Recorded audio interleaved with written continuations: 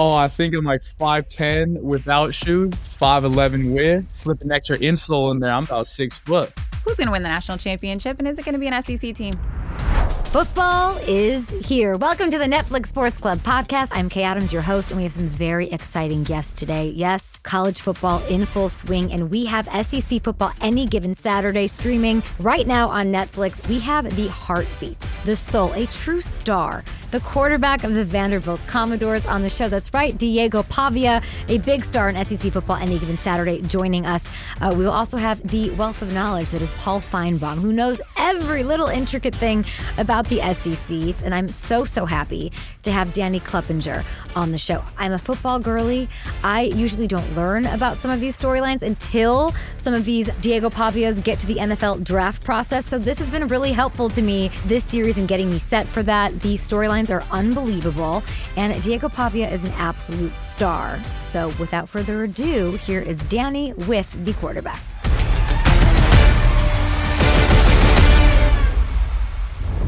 I'll tell you one thing, Vanderbilt's a team you got to look out for.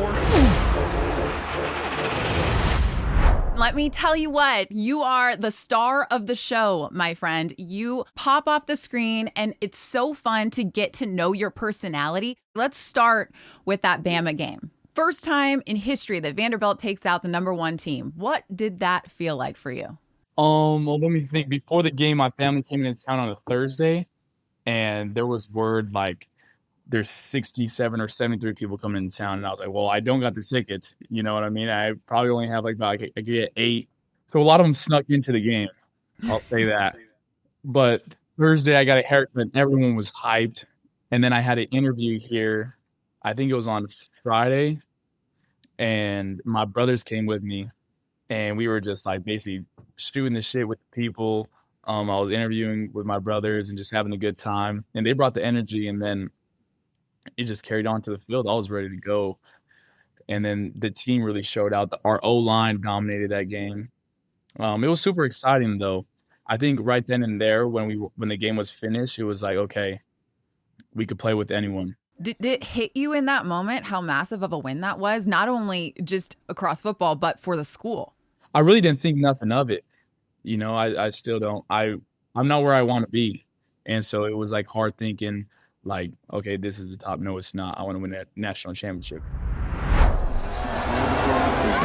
I like to manifest things, you know what I mean? So now people know that we can play with anybody. And hey, like, I'm not looking back. Totally fair. Understand the competitive mindset. But they're breaking down the goalposts and marching them down Broadway in Nashville. That had to have been the craziest atmosphere ever. I wish I was there for that.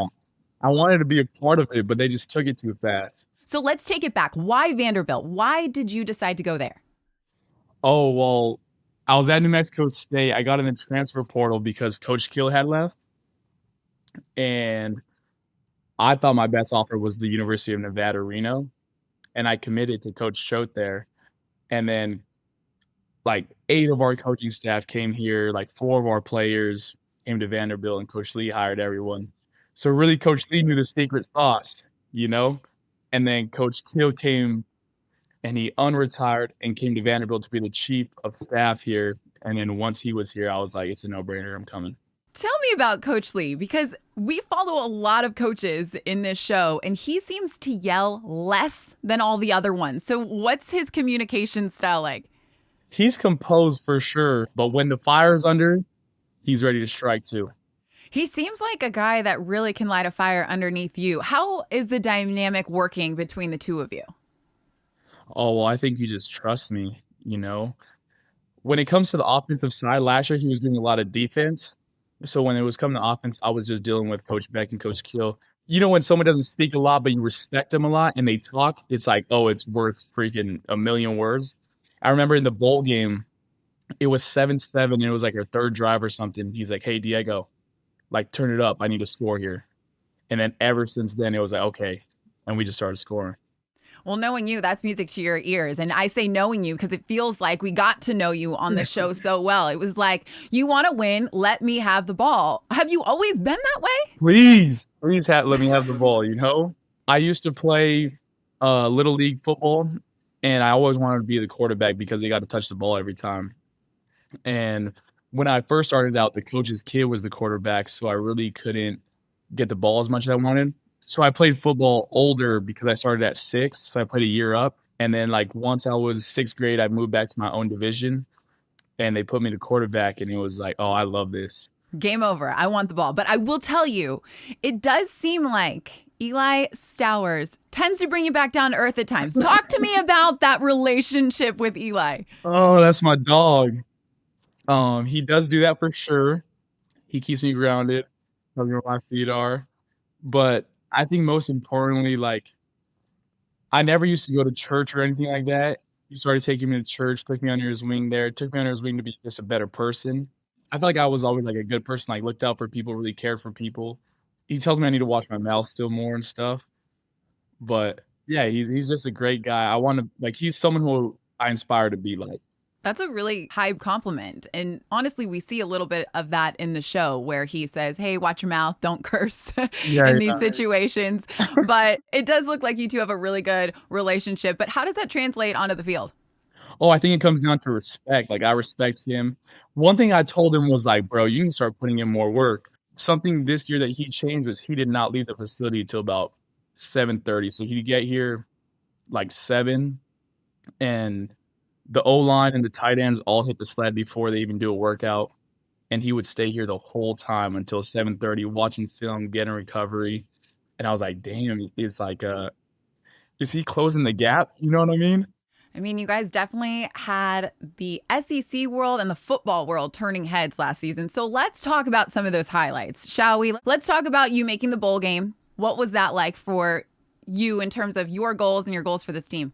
Yeah, I remember if people were saying, if we could make a bowl game, it would be huge this year. And that was the bottom of the barrel goal that I wanted to hit. Just because at New Mexico State, we were really bad. We were like 2-10 the year before, and then the first year we won a bowl game. And so that's what I wanted to do. I just wanted to go to the postseason at minimum last year. And so I was happy that we could accomplish that goal. But in the bowl game, we found out, when everyone's healthy, we're dominating everyone. Well, that leads me to that quote from Nick Saban last year that said, everywhere is hard to play in the SEC except for Vanderbilt. Sounds like you're a guy that likes bulletin board material. What do you have to say about that quote now? Oh, well, I just love it. I love the competitive spirit. I think that, Nick Saban's obviously one of the greatest coaches ever, if not the greatest coach ever. And so, he's just probably how he feels. But, I think it's a new Vandy around. I want to get more fans in the stadium, obviously. I think he was referring to the stands that mostly Alabama and the other fans like that. And so I want to get more Vanderbilt fans in there, and that'll come with winning. So I just got to win more. How do you feel about this underdog narrative? First of all, maybe set the stage for yourself, because you yourself could be considered an underdog. Settle this for us. Your height comes up quite a bit in the conversation on this show, and you admit it that it's something different than what's on the roster. So what is your height, Diego? Oh, I think I'm like 5'10" without shoes, 5'11" with. You slip an extra insole in there, I'm about 6 foot. Wow, so you're giving yourself 5'10". In the show, I believe it's 5'9" and 7/8. So now, so we've grown an eighth of an inch since your last interview, huh? It might be the socks. Some extra padding on those socks. Okay, but what about this underdog status for Vanderbilt? Why do you think it actually helps you guys? I think we're all overlooked, and so the whole team feels like an underdog, and we just want to attack it and just go get what we deserve. Like, we have put in so much work this offseason, and, the only thing holding us back is us. And so we're really excited to take on this year and just dominate in everything we do. What was the biggest surprise for you about playing in the SEC? I would say the biggest surprise, not playing in the SEC, just being in the SEC, is that they serve steak, shrimp, and chicken every day. Eating well over there at Vandy. How do you think you guys are going to do this season? What expectations do you have for yourself this year? Oh, well, the team expectation is to win the national championship. That's our goal, but we got to focus on Charleston Southern. We have a good team coming in here August 30th, so we'll be expecting a good game. And then most importantly, we just want to play one snap at a time. I think offensively, we have some goals that we want to hit, and we found out, we don't turn the ball over and we're good in the red zone, we'll be just fine in winning every single game. And so my personal goal is to win the Heisman. I love that. I think you should put your name out there to win anything because it doesn't seem like anything scares you off. But I need you to be real with me, Diego. This Auburn situation. You go and you play Auburn with New Mexico State. You beat them on their own field. It looks like the embrace after the game is like, Coach, yeah, hello, check me out for next season. And they don't. So you get to go back and you beat them again. Do you think Auburn is finally respecting you? Oh, I don't think so. I actually have a teammate who talks to a few guys from Auburn, and let's just say I'll be excited to play them this year. Oh, there's the tea. You play them in November. Looking forward to that one. Obviously, you got a lot before that. But what is that like as a player when you feel like you're doing everything you can to prove to coaches at a higher level that you deserve to be there, and it doesn't seem like they're being as receptive as you may like? What's that like as a player? Oh, it's different. I know exactly what you're talking about, but I don't know how to explain how I feel about it. Maybe just not the right words are popping up. Maybe like a chip on your shoulder? You go to some of these guys' top 3 QB lists, and I'm not in it, and so obviously they go off a lot of hype and size, but you go check the numbers in the tape, ain't nobody better. Does that drive you in the weight room? Because we see video throughout the show of you in the weight room early, but also doing hot yoga. It looks like you're finding everything you can to find the edge. Oh, yeah. Well, I got injured last year at the Kentucky game. And so once I did that, my stats kind of started to drop. Our wins started to drop. Production from receivers started to drop. And I felt like it was a reflection of me. So I needed to get better. And so the spot that I need to get better is, staying healthy. Well, people are certainly paying attention to Vanderbilt football now. I know that was a goal of Coach Lee bringing you in there, and obviously you guys are just going to continue to build. Hard to imagine that your legacy isn't already cemented there at Vandy, but a lot of young football players are going to be watching this series and learning about you and learning about Vanderbilt. So if you were Coach Lee, what's your recruiting pitch to those guys to consider going to Vandy? I would say let this year speak for itself. And if you want to come here, be part of something that's really special and the best city in the SEC, then Vanderbilt's your spot. That's a mic drop for us, Diego. We appreciate it so much. This is very exciting. We cannot wait to watch you next season. Well, I appreciate that. And I can't wait to watch this show and put on another one this year. Love that. Diego, best of luck next season. We're excited to watch you. It's coming up. I appreciate it so much. We'll see you guys August 30th and through January. In the past, this is the moment when the team would lose confidence and break apart. And now we have a person who, when he gets knocked down,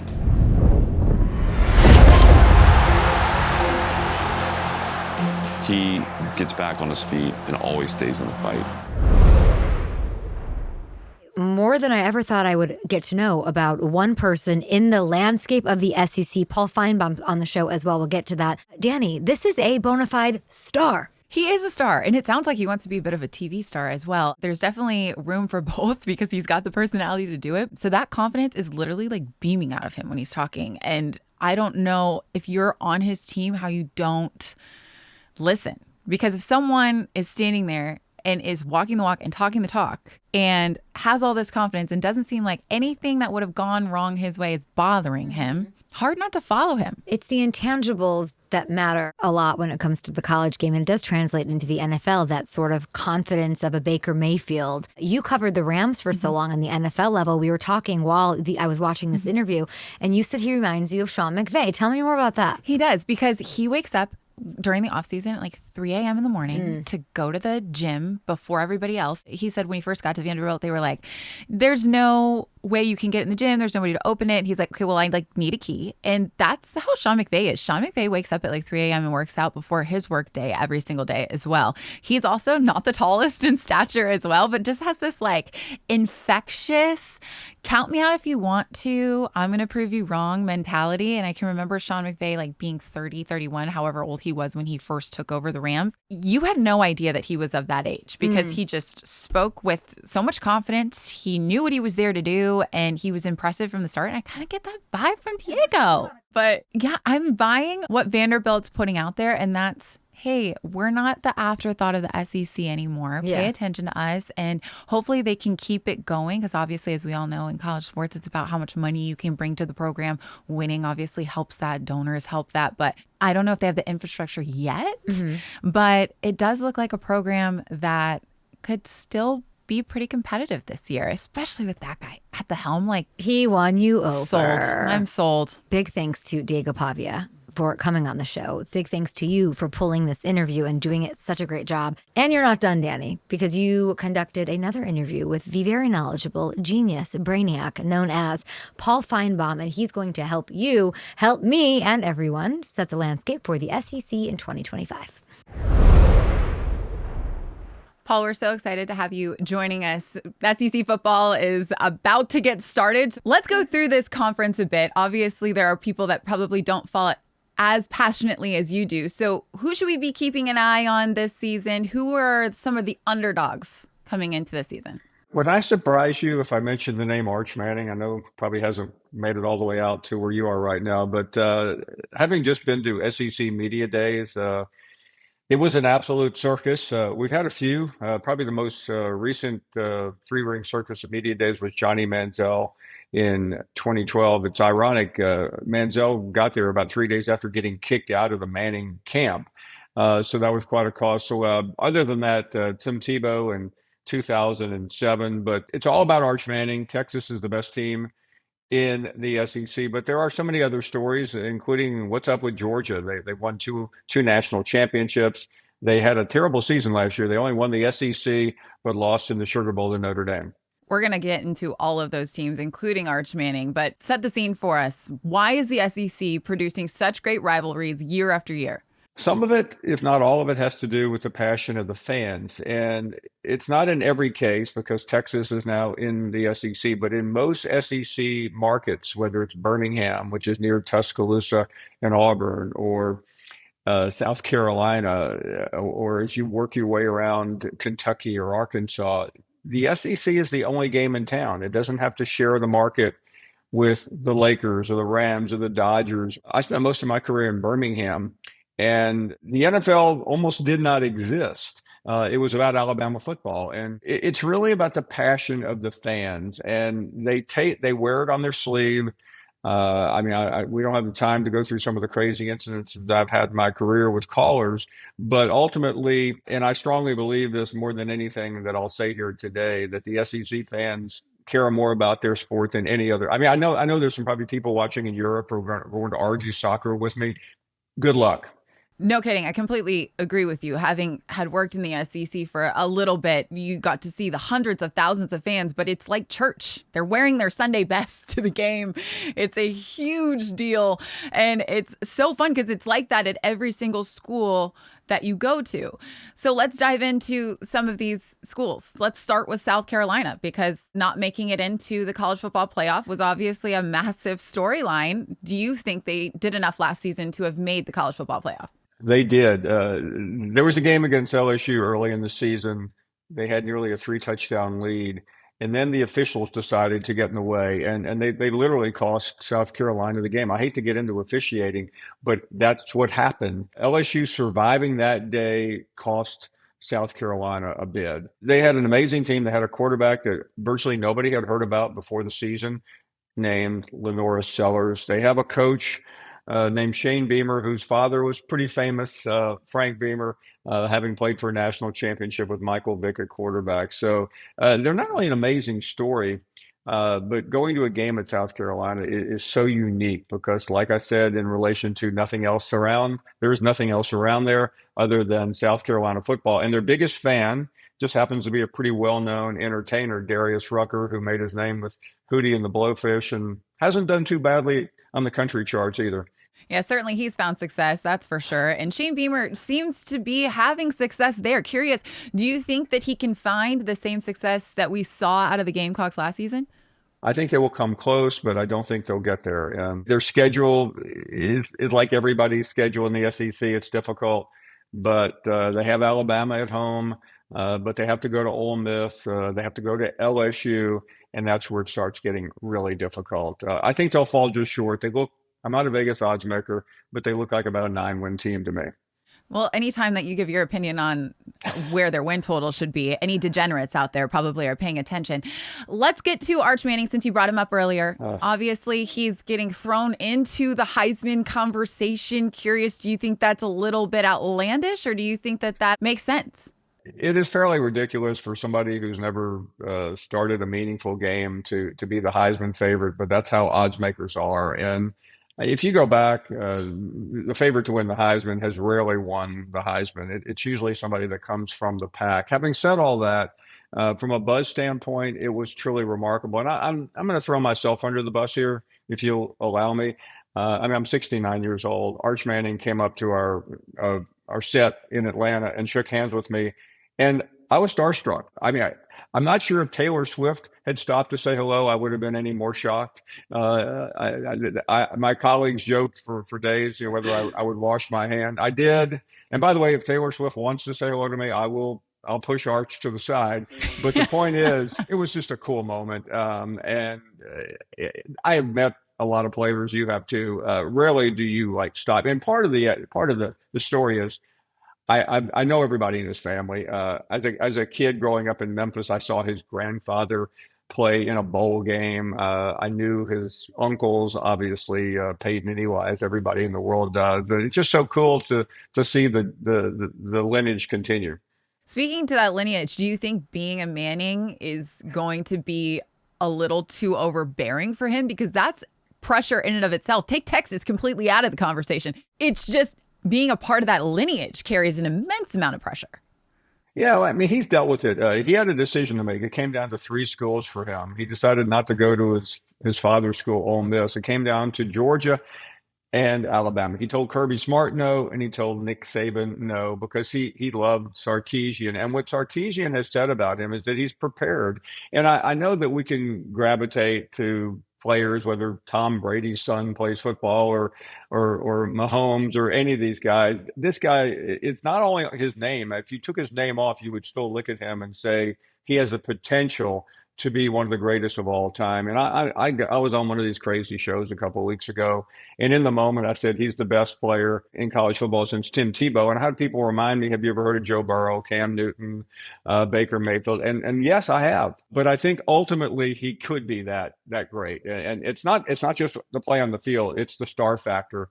And I think he will back it up. And I've rarely made a proclamation like that. And if I'm wrong, guess what? The whole world will make fun of me. Well, you know what? Since we're on stuff that you've said recently, let's stick to that narrative and get into LSU, because I know you have done a little bit of the comparison game with their quarterback, Clemson's quarterback. Obviously, they play to start the year. Talk to us about the situation at LSU. They have either the best quarterback in the country or the second best, and it's like splitting hairs. My opinion doesn't matter. The only thing that matters is what they end up doing. But Garrett Nussmeier is that good. He was iffy at times last year under the gun, but primarily because he didn't have the weapons around him. Joe Burrow won a title at LSU in 2019 because he had a couple of all-pro wide receivers on both sides. Nussmeier didn't have that. But one thing Nussmeier has, just like Manning, he's been studying this his whole life. His father is an NFL offensive coordinator. He has been in the SEC at a couple of places, namely LSU and Alabama. And I think he's helped him prepare for the moment. Brian Kelly gets upset with the kid sometimes because he just thinks he can do everything. But that's what you want in a quarterback. And I think whether he's better than Klubnik or not, we'll find out in a couple of weeks. Right now, I would say Klubnik might be an edge better, but Nussmeier is plenty good. Well, we got to see that a bit in the show. Nussmeier talking about how he grew up wanting to be QB1 at Louisiana. So he takes that with so much pride. But we also got to know and look at behind the scenes of Brian Kelly as well. It kind of feels like it's national championship or bust for Brian Kelly there at LSU. Would you say that that's possible for them this year? I think it is possible. I think what he has to do is get to the playoffs. Most fan bases have a tolerance level for a young player making a mistake, even one who's making a lot of money now. Not LSU fans. There's 2 teams in the state of Louisiana that matter: the Saints and LSU. And there's no difference when it comes to how fans view them. I have been in Tiger Stadium after a bad play, and they are literally ready to get rid of the coach, even if he had just won a national championship. That's how tough they can be. So Nussmeier has survived that. I think Brian Kelly was helped a little bit by the fact that Marcus Freeman came this short of winning a title at Notre Dame, because he left Notre Dame to go win a title at LSU, and his former school has done better. But I think he gets to the playoff, legitimate shot to win it all. And I have my life, mortgage, and everything associated with these 18 to 21-year-olds. What, am I crazy? Well, let's talk about the post-Saban era of Alabama, because it seems like they're still trying to find their footing. I just talked to Diego Pavia a moment ago, recapping Vanderbilt's huge win over Bama last year. But what do you make of Bama's team this year? I think they're going to be great. And I'm basing that on a number of things, but the most important addition has nothing to do with a player on the field. It has to do with Ryan Grubb, who is the offensive coordinator. Nick Saban tried to hire him his last year. He stayed at Washington, and they ended up nearly winning a title with Kalen DeBoer. He did hire him a year ago, and then he left to go to the Seahawks. He's finally back. And I think that is going to be the difference in what the offense looks like. Kalen DeBoer is one of the best coaches in the country, but having covered Alabama football for 45 years off and on, just because you're elite doesn't mean you're going to make it. I think DeBoer can do it. The problem is the expectations at Alabama are unreasonable. Nick Saban won 6 national championships. He played at Alabama. He won one at LSU. He played for 9 national championships. 2 other times he was in the playoffs. Most coaches can make a career out of going to the playoffs or playing for a title. So no matter what Kalen DeBoer does, it won't be good enough. So you have to do very well. And last year he did poorly. The Vanderbilt game was inexcusable, first time in 40 years. I happen to have covered the last time Vanderbilt won, but that was one of the most amazing moments in time. And obviously, talking to Diego, you heard plenty about it, but I'm still not sure I can believe what I saw last year. Nick Saban basically says that it is Alabama if you go to watch Vanderbilt play, because what did he say? The famous quote, right? The toughest place you can play. Right. Every place in the SEC is hard to play except for Vanderbilt. What do you make of that statement now? I've seen a handful of games in my life that I'll never forget. That would rank right there at the top. You echo that same sentiment, and everybody does, that Vanderbilt was kind of the laughingstock of the SEC. At what point do we even allow them to be in the SEC any longer? And now you've got Diego Pavia and their Coach Lee really trying to bring up this program and revive it into something. Do you think that they can carry what they started last year into this year? I think they're at a certain point, and Clark Lee is unique because he said a couple of years ago, we're going to get it done. And I'll be honest, I laughed at him. There was no reason to believe it, but it's a very big moment. I mean, he beat not only Alabama, but he beat Auburn. He's had some significant moments. I think it will be hard to sustain it because the infrastructure there does not support where we are in college football. But if he never does another thing, he'll never buy a drink on Music Row in Nashville. I mean, he is a hero forever. There's 2 more teams I want to talk to you about, and kind of talking in the same breath of, losing and what it's like to have to suffer through 10 losses, more losses than that. Mississippi State. Can Jeff Lebby turn that program around? This is where the guest gives you a bunch of gobbledygook and talks about this, but I'm going to give you a straight answer. No. I don't think it's possible. He's a very good coordinator. He's yet to prove very much as a head coach. And even as weighted as it is against Vanderbilt, it might even be more difficult for Mississippi State to survive in the current NIL era. They don't have the money. It's a great place. You've been there. It's enjoyable. It's fun. But I don't see how they're going to make any traction. Yeah, we follow that throughout the show, and it was like, it's 0-7 in the SEC, but maybe we can win the Egg Bowl. That will revive the season, and then that gets crushed, and you can just see it on his face. You can see it on the players' faces. He has no choice but to believe. He's the coach, right? He has to change it around, but getting a whole locker room to buy in after a season like that is got to be a tall task. The last school I want to ask you about is obviously selfish purposes. You went to University of Tennessee. I worked at University of Tennessee. Let's talk about the situation at quarterback there for the Vols, because it's just been headline after headline that is negative, right? Valiava taken off. So what is going to happen now with the Vols? I'm just glad Nico's gone to UCLA, so I never have to try to pronounce his name again. He was a good quarterback, but he never lived up to the hype. Joey Aguilar is now their quarterback. So think about his journey. Appalachian State to UCLA, didn't play it down. Now he's already back on the East Coast at Tennessee. I think Tennessee will struggle this year. They're good. Josh Heupel is a very innovative coach, but it just feels like they're stuck at the moment.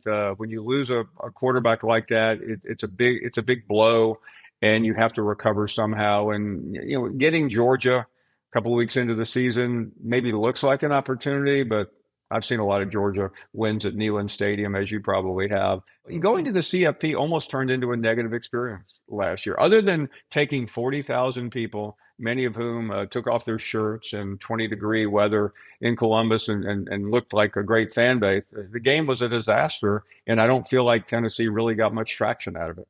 Actually, that reminds me, it's a great trigger warning for all Tennessee fans that watch this show. It does end on that brutal loss to Ohio State. So if you don't want a sour taste in your mouth, maybe just don't watch the final 15 minutes. I refuse to watch that. It's absolutely brutal. But hopefully Heupel can figure something out. As a Tennessee fan, I'm still believing, Paul. So I have to take my biases out of it for the sake of reporting. But let's be real here. I give my all for Tennessee. But thanks so much for hanging out with us. The last question that I have for you, and it's really just to have it on record. Who's going to win the national championship, and is it going to be an SEC team? It is. And by the way, if it's not, I'm leaving the country, because I am so sick and tired of being harassed by Big Ten fans on our show. And I mean, the Big Ten has literally done nothing. They won 2 national championships. Michigan won 1 2 years ago. They won 1.5 national championships, I think, before that. In 70 years, and they act like they invented football. Alabama has won about 15 national championships in my lifetime. Now, I realize that's not a good comparison to a realistic lifespan, but I believe Texas is going to win. I didn't mean to avoid your question.